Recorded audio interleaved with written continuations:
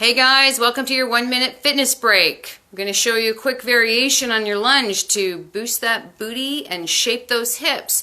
And if you do it right, you can boost your cardio a little bit too. So how do we do this? So we're standing, we're going to go all directions, forward, side, and back. So as we do our lunge, make sure your hip width apart.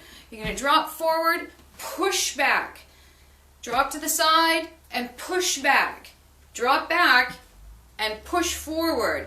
So that gives you that power as you press in to the foot, come back to center, and drop back. You're going to repeat all sides and then go over.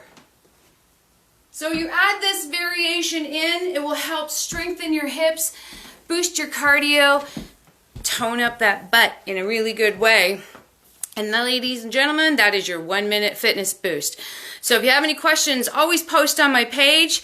My name is Penny Hounsome. I'm your elite health coach, and I'm always answering your questions about your health, fitness, and lifestyle.